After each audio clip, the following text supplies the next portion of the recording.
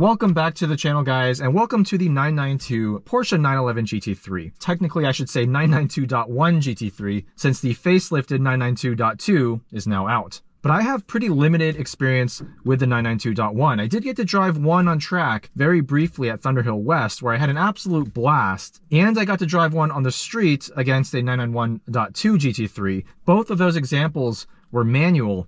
Today we're driving one with a PDK. The owner Dorian mentioned he was able to snag this at MSRP, and he's put just a couple of very basic mods on it. Number one, he's got these Visoc magnesium paddles, and he's done the 992 911 ST suspension tune. No extra hardware needed for that modification. You just flash these electronic dampers to the 911 ST spec, which supposedly makes it a lot more comfortable, since the whole point of the 911 ST is to be a very comfortable road car and less of a track car. So when we have this in the normal damping setting, we get the 911 ST state of suspension tuning, but then when we put it back into the firmer setting, it goes back to the standard 992.1 GT3 firmer suspension setting. So the difference between normal and sport is now greater. So of course, the main difference going from the 991.2 to the 992.1 is the fact that the 911 finally got double wishbone front suspension. It still retains multi-link rear, but the front double wishbones should make this way more sharp in terms of the front end response and less understeery. And that's exactly what I felt when I drove another 992.1 GT3 at Thunderhill West. Impressions of the interior, I mean, it's typical Porsche GT stuff. It's really well built, excellent materials, Alcantara wrapped steering wheel, Alcantara on the doors, the seats, the dash.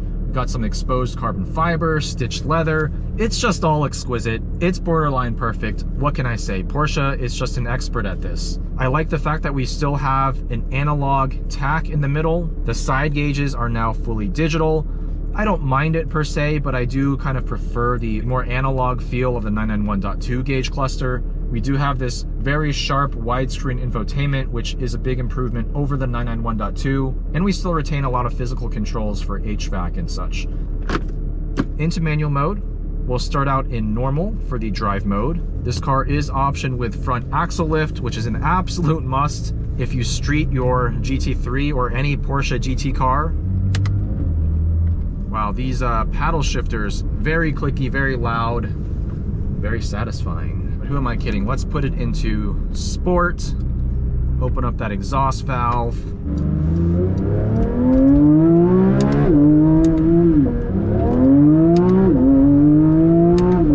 We're on Goodyear Eagle F1 tires, so not the stickiest compound for a 911 GT3.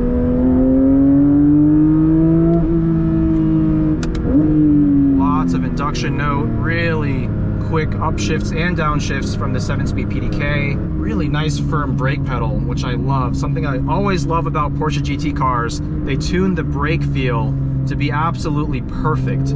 It's a very livable car. The interior is really well built, although I am getting a little bit of a squeak and a rattle from somewhere around this area, the gauge cluster or the infotainment, somewhere around the driver's side of the dash. And it seems to happen a lot more commonly in newer cars, especially newer BMWs. But it looks like Porsche might not be immune to that either.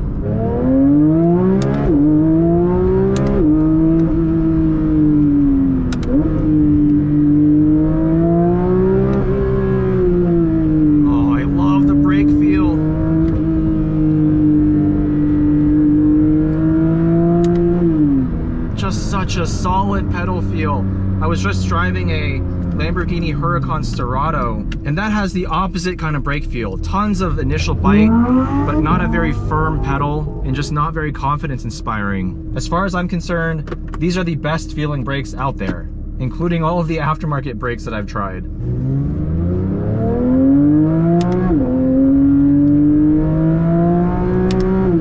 Love that flat six induction howl.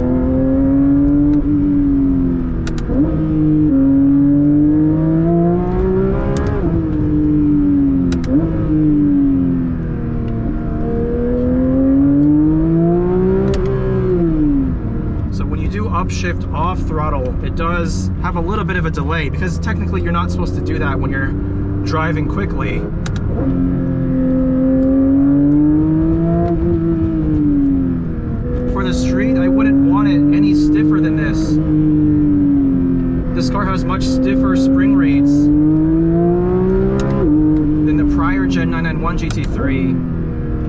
And so the damper tuning is really going to be important to make this drive well on the street.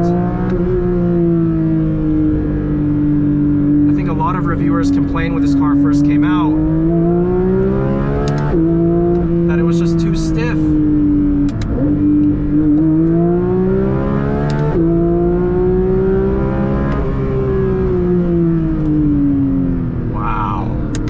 Just the purity, the smooth, aggressive purity of this flat six engine as it nears its 9,000 RPM redline. It's just so brilliant compared to that Sterrato I just drove with that uneven firing V10. This has a purity about it that even that V10 can't quite match.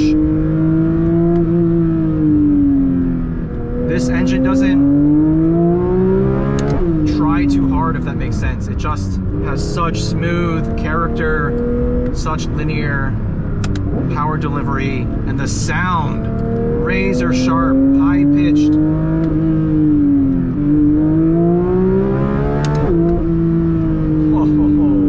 Not trying to get air here, so we're gonna lift for these crests.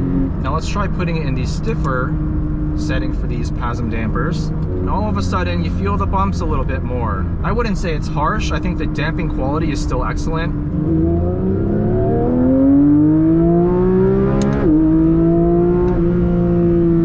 The steering of this car is a bit of a mixed bag.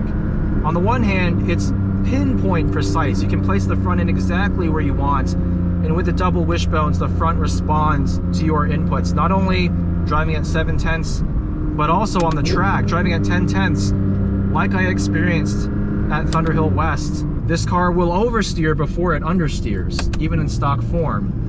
However, look at this.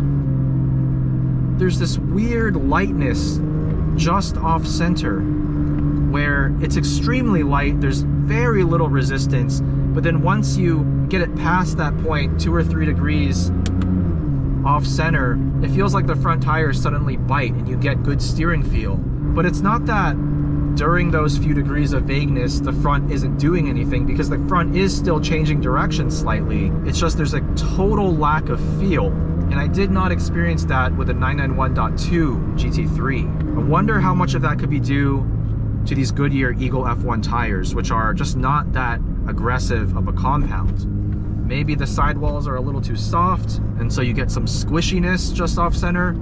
But either way, the actual steering feel of this car, when you get into a groove with it, when you start pushing it, is really, really good for an electric power steering rack. Pretty good amount of feedback, not amazing feedback about the road surface and the texture, but the load up behavior and the precision, really, really impressive. As I mentioned earlier, some of the best brakes in the world in terms of feel.